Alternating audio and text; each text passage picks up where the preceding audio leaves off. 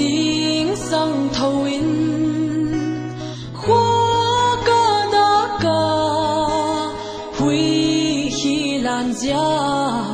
và sa ham te ki dang ta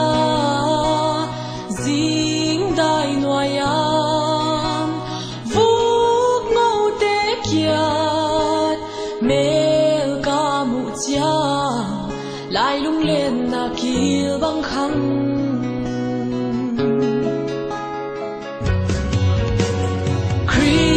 Christmas tung chiang ca tung lệ doa xin lệ toai to mi chăm lệ hun te ngai xin ca tung lệ doa lai dòng lâu to Christmas ton đi xin lai gu bằng zen loa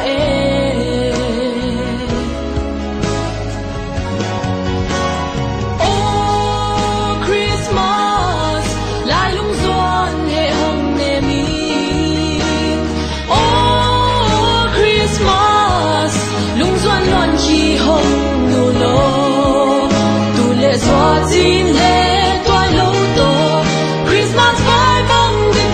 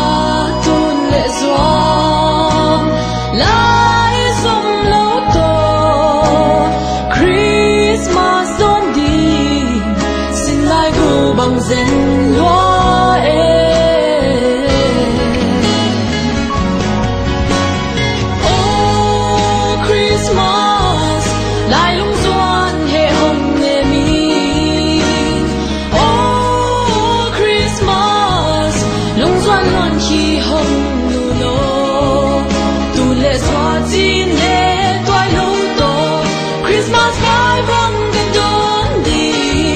sẽ lung á kén ghê ngầm kén và nào có xiang thâu hong lên là có xiang á hong khổ lô và nào có xiang thâu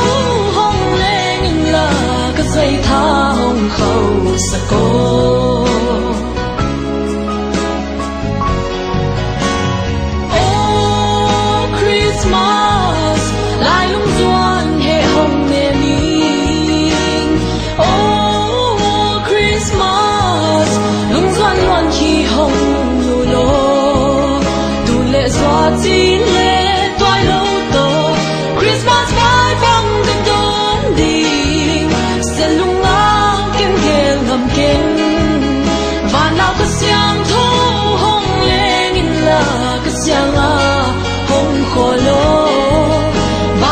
xiang thâu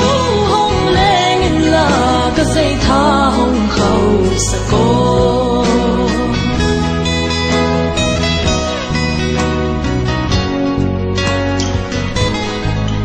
và nào cái xiang thâu hong lên là cái xiang hong khổ lô và nào cái xiang thâu hong lên là cái dây tha hong khâu